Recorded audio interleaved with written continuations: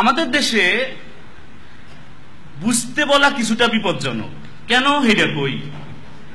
এক মানুষ, এক শিক্ষক দীর্ঘক্ষণ জ্ঞান অর্জনের উপকারিতা বলছে ক্লাসে। কেন জ্ঞান অর্জন করা উচিত সেই জ্ঞানের মহিমার কথা দীর্ঘক্ষণ ক্লাসে বলছে। বলার পর এক স্টুডেন্টকে বলছে দাঁড়াও, তুমি দাঁড়াইছে। দাঁড়ানোর পর বলছে যে কও দেখি তোমার সামনে এক ব্যাগ টাকা আর এক ব্যাগ জ্ঞান রাখলে তুমি কি নিবা?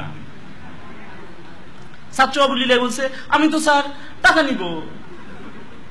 শিক্ষকের খুবই মন খারাপ হয়েছে, একটু অভিমান করে বলছে বাবা আমি হইলে তো জ্ঞান নিতাম।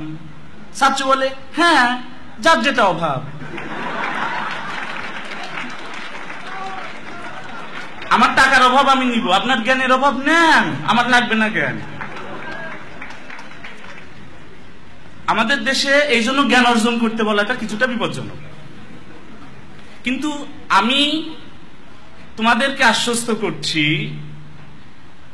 আমরা আমাদেরকে এবং আমাদের বাংলাদেশকে, দুটো শব্দ, আমাদেরকে এবং আমাদের বাংলাদেশকে কেবল পরিবর্তন করে দিতে পারি জ্ঞান অর্জনের মধ্য দিয়ে।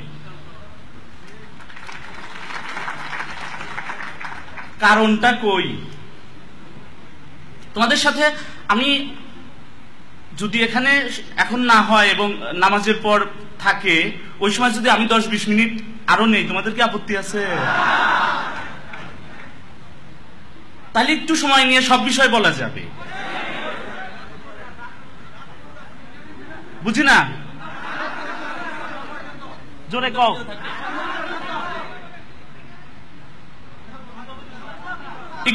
একটু বলি, আমাদের এবং বাংলাদেশের দুইটার জন্য কেন দরকার উদাহরণ বলি। উদাহরণ গুরুত্বপূর্ণ। 3 Idiots দেখছো না যে সবকিছু ডেমো দেখাইতে হয়। কারিনা কাপুরকে আমির খান বলতেছে তোমাকে তো ডেমো দেখাইতে হবে। তোমাদেরকে বলি, সারা পৃথিবীর নাম্বার 1 বিনিয়োগ এবং অর্থনীতি বিষয়ক গবেষণা সংস্থার নাম গোল্ডম্যান স্যাক্স।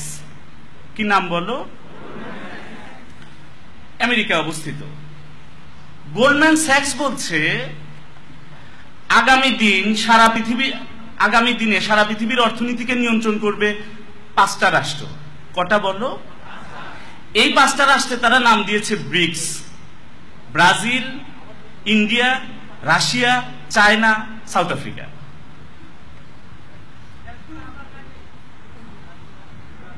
গোল্ডম্যান স্যাক্স বলছে আগামী দিনে পৃথিবীর অর্থনীতিকে নিয়ন্ত্রণ করবে 5টা রাষ্ট্র। এই 5টা রাষ্ট্রে তারা নাম দিচ্ছে BRICS. Brazil, India, Russia, China, South Africa. তোমাদের চিন্তা করার কিছু না, এগুলি সব ভিডিও থাকতেছে, তোমাদের কপি বা ইউটিউবেও দেখা যাবে, তোমরা পাবা, অসুবিধা নাই কিছু। গোল্ডম্যান স্যাক্স এই কথা বলেই পরের লাইনে কি বলছে আমার বিশ্বাস করতে কষ্ট হয়েছে। গোল্ডম্যান স্যাক্স বলতেছে যে ঠিক এই 5টা রাষ্ট্রের পরেই গোটা পৃথিবীর অর্থনীতিতে নেতৃত্ব দেওয়ার জন্য এগিয়ে আসবে, ধেয়ে আসবে 11টা রাষ্ট্র। ওই 11টা রাষ্ট্রে তারা নাম দিয়েছে N11। N11 মানে নেক্সট 11।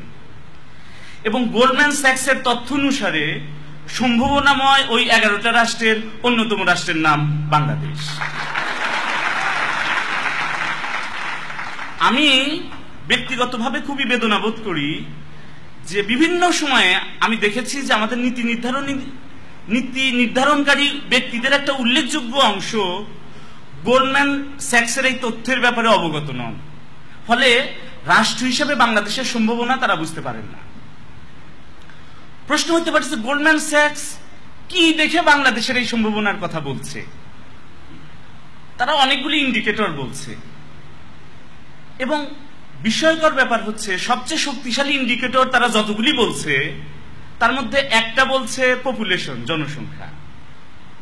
উনি বলছে, গোল্ডম্যান স্যাক্স বলছে যে সারা পৃথিবীতেই এই দশকে সবচেয়ে দরকারি জিনিসগুলির একটাই পরিণত হবে হচ্ছে জনসংখ্যা। যেটা আমাদের দেশে পড়ানো হয় এটা সম্পদ না, বোঝা। বাংলাদেশের সমস্যা সমূহ আলোচনা করুন। এই বিষয়ক যখন প্রশ্ন হয় কিছু ব্যতিক্রম ছাড়া সবসময় 1 নাম্বার সমস্যা আমরা কি লিখি? তাহলে চিন্তা করে দেখো আমাদের সাথে তাদের উপলব্ধির পার্থক্যটা কোথায়, ট্যালেন্টের।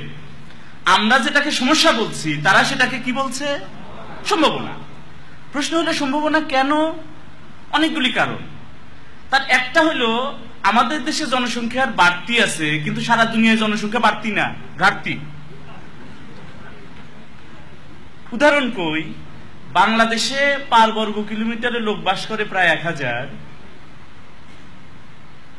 অস্ট্রেলিয়া আমাদের চেয়ে প্রায় 50-60 গুণ বড় রাষ্ট্র, এবং ওখানেও পার বর্গ কিলোমিটারের লোক আমাদের 1000, ওখানেও পার বর্গ কিলোমিটার লোক বাস করে আমাদের কাছাকাছি 3 জন।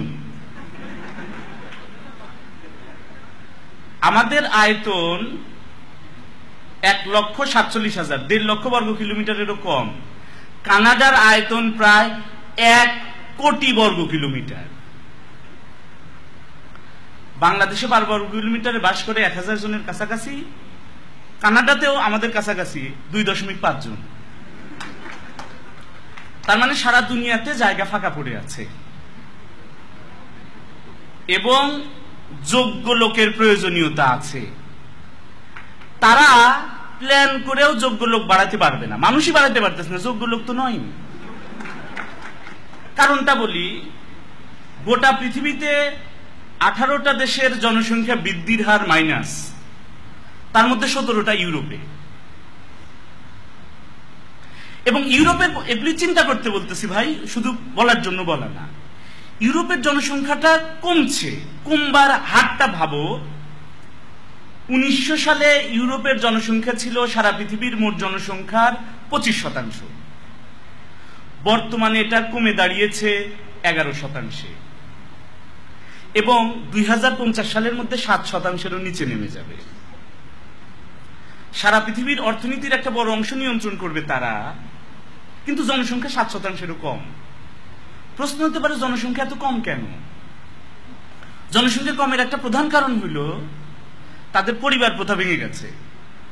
প্রযুক্তিতে উন্নত হয়েছে, কিন্তু নৈতিকতায় অবনতি ঘটছে, পরিবার ভেঙে গেছে। রেজাল্টটা কি দাঁড়িয়েছে?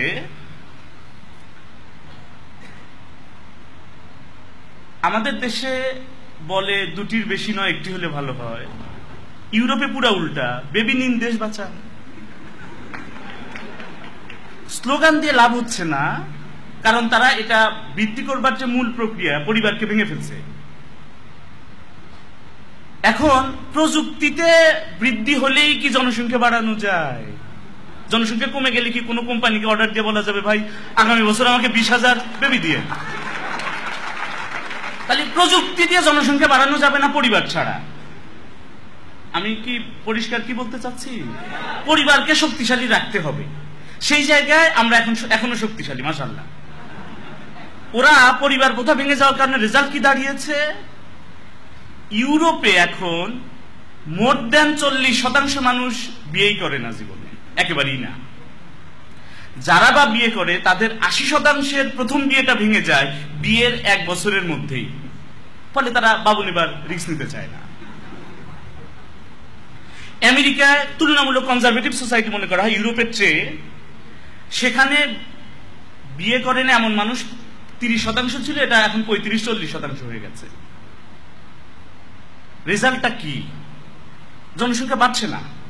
যারা বা বাড়ছে তাদের একটা বড় অংশ আবার উইদাউট ম্যারিজ। স্ক্যান্ডিনেভিয়ান অঞ্চলে প্রায় 50% বিয়ে ছাড়া সন্তান এখন। আমেরিকাতে এটা 40% ছাড়া গেছে উইদাউট ম্যারিজ। এবং ধারণা করা হচ্ছে উইদিন 2030 2030 সালের মধ্যে আমেরিকার রাষ্ট্রপতি হবেন একজন এমন মানুষ যে তার আব্বুর ব্যাপারে কনফিউজ থাকবে। সে হয়তো বাংলা সিনেমার মতো বলবে, কি আমার বাবা?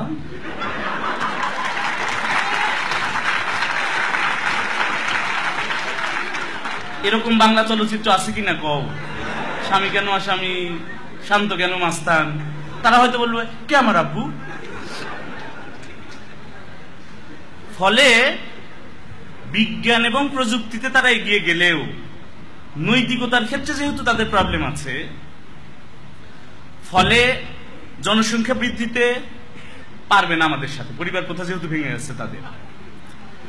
আমাদের যে পপুলেশনটা আছে সেইটাকে আমরা বোঝা না মনে করে যদি কাজে লাগাইতে পারি, আমি লিখে দিতে পারি এই শতাব্দীর আমার ধারণা উইদিন 2050 সর্বোচ্চ, যে সময়টা তোমরাও দেখবা ইনশাআল্লাহ 2050 সালের মধ্যে আমরা পৃথিবীর অন্যতম প্রভাবশালী রাষ্ট্রে পরিণত হব ইনশাআল্লাহ।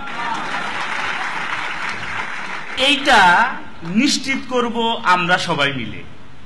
এখানে যে 500 জনের মতো আছি, 500 জন মেলা মানুষ রে ভাই। মালদ্বীপকে বদলায় দিছে এক মানুষ, মাহাথির মোহাম্মদ।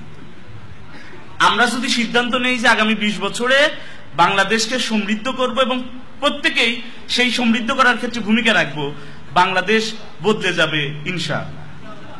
প্রশ্ন হইতে পারে এটা কি সম্ভব? সম্ভব। যে উদাহরণ বলি, জাপান দ্বীপরাষ্ট্র, জাপানের চারপাশে পানি, যাদের ম্যাপ সম্পর্কে আইডিয়া আছে তারা জানে। শত শত দ্বীপ আছে জাপানের, প্রধান দ্বীপ 4টা।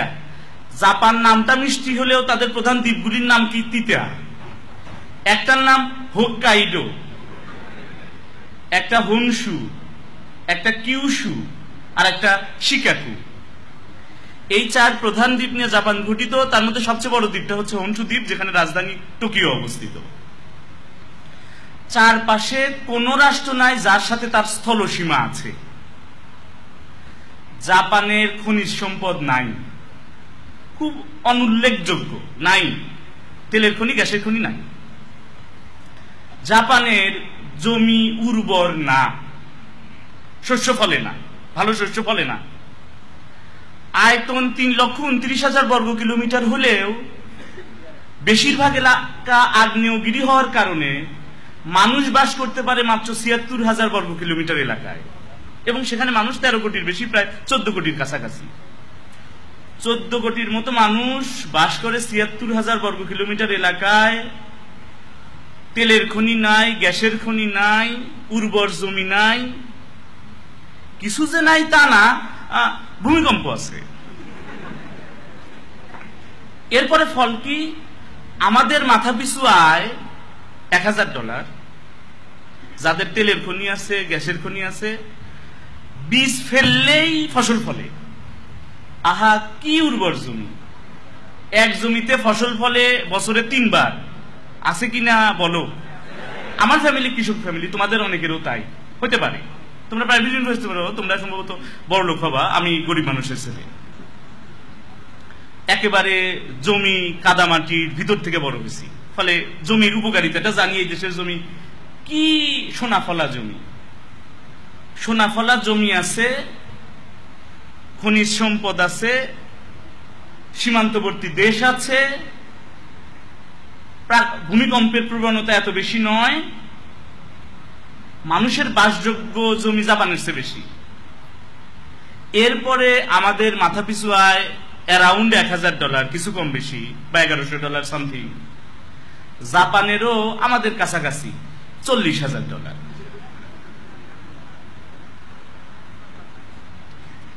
আমাদের চেয়ে জাপান ধনী তো নাকি? কথা কও, খালি ধনী? আমাদের চেয়ে জাপান ধনী, এটা ছোট করে বলার মানে হলো যে বিল গেটস আমার চেয়ে ধনী।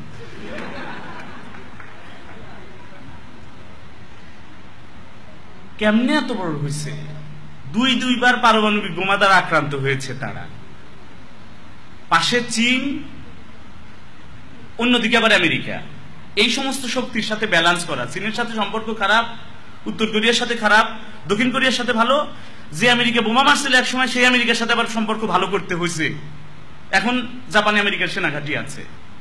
তাহলে এরকম একটা ব্যালেন্স করে চলতে হয়। সেরকম একটা দেশ চূড়ান্ত প্রাকৃতিক বৈরিতা নিয়ে পৃথিবীর সবচেয়ে ধনী রাষ্ট্রগুলির যে এলিট ক্লাব G8, তার সদস্য পার ক্যাপিটা ইনকাম $40,000, আমাদের চেয়ে 40 গুণ বেশি।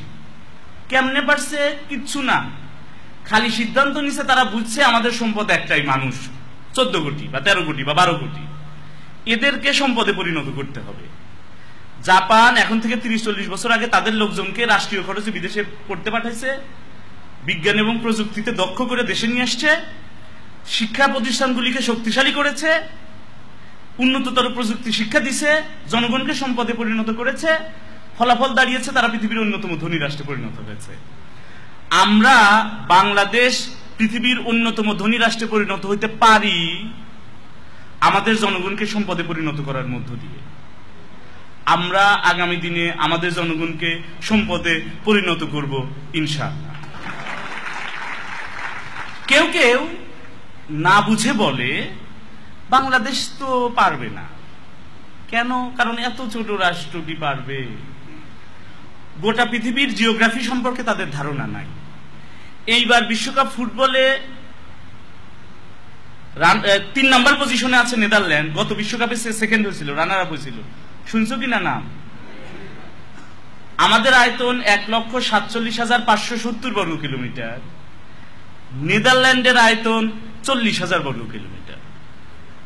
নেদারল্যান্ড, বেলজিয়াম, লুক্সেমবার্গ এই 3টা দেশের মোট আয়তন বাংলাদেশের চেয়ে কম। সিঙ্গাপুরের নাম শুনছি কিনা সবাই? সিঙ্গাপুরের আয়তন আমাদের যে কোনো জেলার চেয়ে ছোট সিঙ্গাপুর আয়তনে। তার মানে আমাদের 50-60 ভাগেরও ছোট হচ্ছে সিঙ্গাপুর। জেলেদের রাষ্ট্র ছিল স্বাধীনতার পর। এইটা মালয়েশিয়ার একটা অংশ ছিল, একটা প্রদেশ ছিল। 1957 সালে যখন মালয়েশিয়া ব্রিটেনের কাছ থেকে স্বাধীন হয়, তখন সিঙ্গাপুরকে নিতে চায় নাই, বলছে যে আমরাই খেতে পাই না, তোমার খেতে দিব কি? বাদ। জেলেদের রাষ্ট্র, লেখাপড়া না জানা মানুষের রাষ্ট্র, চূড়ান্ত ভাবে বিপদগ্রস্ত রাষ্ট্র সিঙ্গাপুর 50 বছরেরও কম সময়ে সারা পৃথিবীর অন্যতম প্রভাবশালী রাষ্ট্রে পরিণত হয়েছে, আয়তনে খুব ক্ষুদ্র হওয়া সত্ত্বেও। এখন সিঙ্গাপুরের রাষ্ট্রপতি চিকিৎসার জন্য বাংলাদেশে আসে না, বাংলাদেশের রাষ্ট্রপতি মাউন্ট এলিজাবেথে যায় কিনা কও? ফলে আয়তন কোনো ব্যাপার না, আয়তন কোনো ব্যাপার না। পলিসি গুরুত্বপূর্ণ। আমরা সবাই মিলে সেই পলিসির জায়গাগুলি দেখব।